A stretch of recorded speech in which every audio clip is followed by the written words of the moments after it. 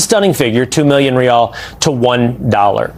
As you look at the economic pressure being put on Iran, tell me how this should play out. How do the dominoes fall for victory against Iran? Well, thanks for having me, and a great question. I think what we're seeing happening right now with the Treasury Department taking the lead on the conflict with Iran is this very smart and comprehensive approach to using economic sanctions against Iran. So, if you're looking at the press release by the OFAC and Treasury Department and the announcement by Secretary Bessent, it's very clear that what Secretary Bessent is doing is banking on the threat of sanctions and secondary sanctions more than the tool itself.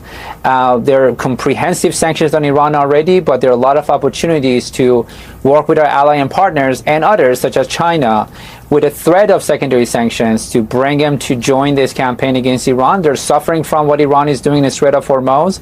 So far, I think China and some of these countries that were sitting on the side and they were maybe assuming that the U.S. will walk away and things would end poorly for us, but now they're getting the message that the U.S. is not going anywhere and they need to either join us or go ahead. Okay, so I want to make sure I understand what you're saying. The secondary sanctions are what actually carry the weight of the day. You're talking about the threats to anyone who might aid Iran.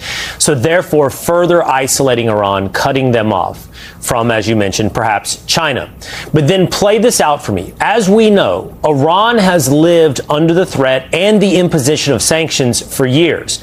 So let's say the U.S. gets the isolation of Iran. Everybody else pulls away, all the potential allies, and the economic pressure exists on Iran. Play those dominoes out for me. What happens in Iran?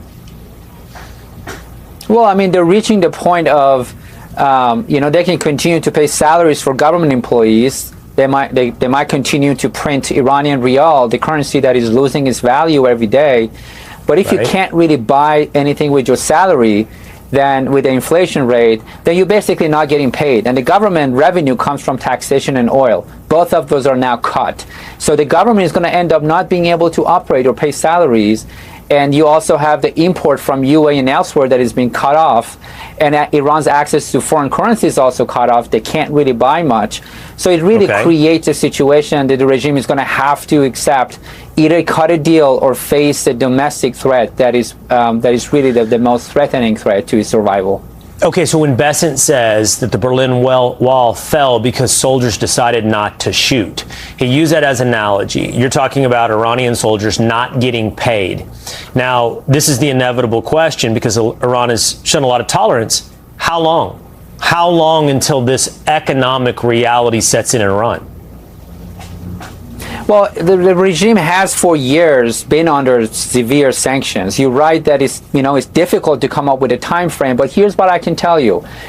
Iran's economy is not really run by the government as much as it's run by the oligarchs, by these businessmen who are connected to the regime and runs the economy. At some point, they're going to realize that being aligned with this regime is more of a liability than financial incentive. They're going to start defect. I think that defection is going to start soon. If this economic pressure campaign remain in place the way it is and we get more partners to join us, I think they're at the point that they're going to have to start either thinking about a deal or things just going to break apart in Iran very soon. Okay, so oligarchs start defecting, soldiers stop getting paid, walking away from their posts, and then you talk about victory in Iran. We'll see on the timeline. Miad Maleki, thank you.